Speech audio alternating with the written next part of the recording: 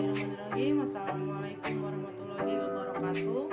Perkenalkan, nama saya Tia Meratnasari, NIM 87203181500067, Prodi Pendidikan Ekonomi semester 6. Di sini saya akan mempresentasikan tugas evaluasi pembelajaran dosen pengampu Bapak Supriyadi MPD, kampus E1 Universitas Pancasakti Bekasi. Pendekatan dalam pemberian nilai. Penilaian yang dilakukan dengan mengacu pada norma kelompok atau nilai-nilai yang diperoleh siswa dibandingkan dengan nilai-nilai siswa lain dalam kelompok tersebut, atau pemberian nilai mengacu pada perolehan skor pada kelompok itu, atau pendekatan penilaian yang membandingkan hasil pengukuran seseorang dengan hasil pengukuran yang diperoleh orang-orang lain dalam kelompoknya. Pengorganisasian informasi hasil belajar siswa. Informasi hasil belajar yang diperoleh dari tes pada awalnya masih berupa skor mentah atau raw score yang berupa data terserak atau belum tertata. Hal ini menyebabkan kesulitan untuk memperoleh gambaran yang jelas tentang hasil belajar peserta didik tersebut. Data tersebut perlu diatur sedemikian rupa agar mulai dipahami. Data yang dimiliki dapat disajikan dalam daftar distribusi frekuensi. Pendekatan dalam penilaian. Ada dua pendekatan yang paling sering digunakan untuk menginterpretasikan data hasil pengukuran. Yang pertama, pendekatan penilaian acuan norma atau PAN adalah salah satu pendekatan penilaian di mana hasil belajar siswa dibandingkan dengan hasil belajar kelompoknya. Yang kedua, pendekatan penilaian acuan kriteria atau PAP. Penilaian yang mengacu pada kriteria pencapaian tujuan pembelajaran yang telah dirumuskan sebelumnya. Penilaian.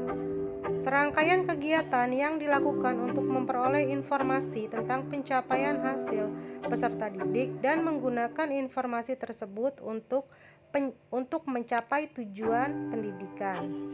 Proses pemberian nilai. Pelaksanaan penilaian harus kita lakukan dalam sebuah aspek hasil belajar, yaitu kognitif, afektif, dan psikomotorik. Sesuai dengan tuntutan kompetensi yang terdapat dalam kurikulum, penguasaan kompetensi hasil belajar tidaklah sama untuk setiap mata pelajaran. Ada mata pelajaran yang kompetensi belajarnya lebih menekankan pada ranah kognitif, ranah afektif, atau ranah psikomotorik. Pendekatan penilaian. Penilaian tradisional cenderung dilakukan hanya untuk mengukur hasil belajar peserta didik. Dalam konteks ini, penilaian diposisikan seolah-olah sebagai kegiatan yang terpisah dari proses pembelajaran. Penilaian bukan sekedar mengukur hasil belajar, namun seharusnya yang lebih penting adalah bagaimana penilaian mampu meningkatkan kompetensi peserta didik.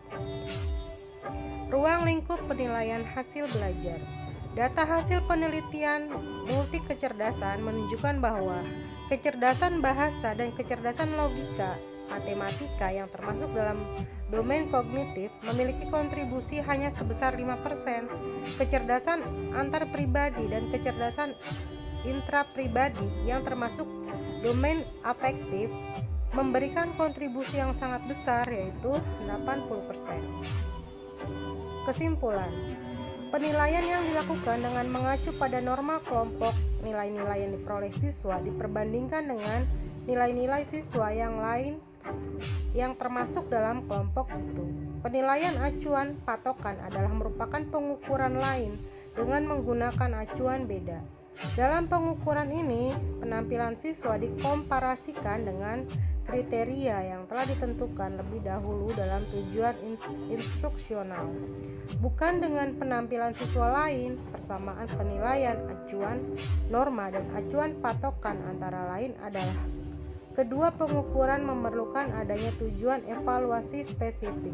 memerlukan sampel yang relevan, memerlukan item-item yang disusun dalam suatu tes, memerlukan persyaratan pokok yaitu validitas dan reliabilitas. Kedua pengukuran tersebut sama manfaatnya, yaitu alat pengumpul data siswa yang dievaluasi.